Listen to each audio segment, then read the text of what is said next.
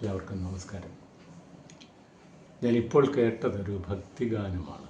ഭക്തി മനസ്സിൻ്റെ ഏറ്റവും വിശുദ്ധമായ ഭാവമാണ് എന്ന് വിശ്വസിക്കുന്ന ഒരു തലമുറ എപ്പോഴും ഉണ്ട് നമ്മോടൊപ്പം ജീവിക്കാൻ.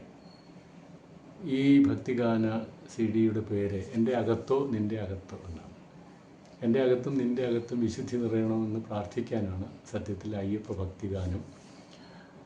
ഗോമേഷ് ഗോപാൽ, ചിറക്കൽ രജീഷ് പണിക്കർ, സുബോധ് കോഴിക്കോട് ഇവരൊക്കെ കൂടി ചെയ്തിരിക്കുന്നത്. ഇവരെല്ലാം എന്നും കലയുടെ മേഖലയിൽ തന്നെ സജീവമായി നിലയുറപ്പിച്ചിരിക്കുന്നവരാണെന്ന് എനിക്കറിയാം.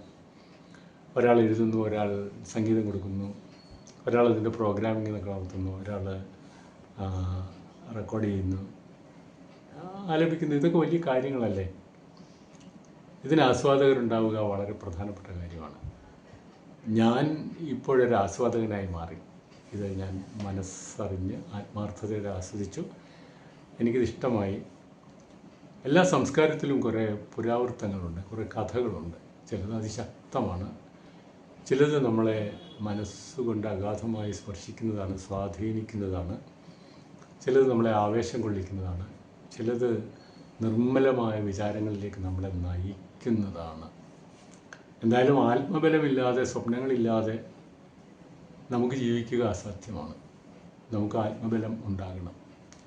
ഈ സാഹിത്യവും ഈ സംഗീതവും ഈ ആലാപനവും നമുക്ക് ആത്മബലം തരട്ടെ എന്ന് പ്രാർത്ഥിച്ച് ആശംസിച്ച് എൻ്റെ അകത്തോ നിൻ്റെ അകത്തോ എന്ന് പേരിട്ടിരിക്കുന്ന അയ്യപ്പ ഭക്തിഗാനം ഞാൻ ആശംസകളോടെ റിലീസ് ചെയ്യുന്നതായി അറിയിക്കുന്നു.